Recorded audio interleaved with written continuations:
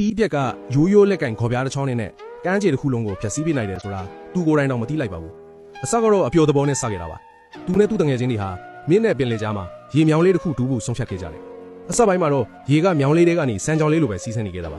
ဒါပေမဲ့မိနစ်အနည်းငယ်အတွင်းမှာပဲအဲ့ဒီရေစီးဟာလှိုင်းလုံးကြီးတွေနဲ့အတူအရှိန်ပြင်းတဲ့ရေစီးကြောင်းကြီးဖြစ်သွားခဲ့ပါတယ်ဒါကိုအနီးနားမှာစီးတဲ့စာဖင်စီးသူတွေကချက်ချင်းတတိထားမိသွားပြီးပတ်စံဘေးစီးရတဲ့အတုလုတ်လိုင်းတွေပေါ်မှာစီးနေရတယ်လို့မျိုးလာရောက်ကစားကြပါတယ်ဒါပေမဲ့တနာရီလောက်ကြာမှာတော့အခြေအနေတွေကထိမ့်မနိုင်ဖြစ်သွားခဲ့တယ်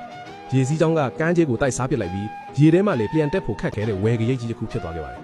တကယ်တော့သဘာဝတရားနဲ့ဒီလိုကစားတာမျိုးတွေကမရှားပါဘူးလူတွေဟာအကျိုးဆက်ကိုမစင်စားပဲအပျော်သဘောနဲ့မြစ်တွေကိုပင်လယ်နဲ့ဆက်သွယ်တတ်ပါတယ်ဒါဟာမြစ်တစ်ခုလုံးပျောက်ကွယ်သွားတာကန်းကျဲတစ်ခုလုံးပြိုကျပျက်စီးတာနဲ့အနီးနားမှာအိမ်တွေရေကြီးတာမျိုးထိဆိုးရွားတဲ့ဘေးအန္တရာယ်တွေကိုဖြစ်စေနိုင်ပါတယ်ဒါအပြင်တောက်သုံးရရရှိတဲ့ရေချိုအငြင်းမြစ်တွေပါပျောက်ဆုံးသွားတယ်ပါဒီဖြစ်ရက်ကတော့တစ်ခုခုကိုအပျော်သဘောမလုပ်ခင်မှာဒုက္ခဖြစ်လာနိုင်သလားဆိုတာကိုအရင်ဆုံးစဉ်းစားသင့်တယ်ဆိုတဲ့သတိပေးချက်တစ်ခုပါပဲ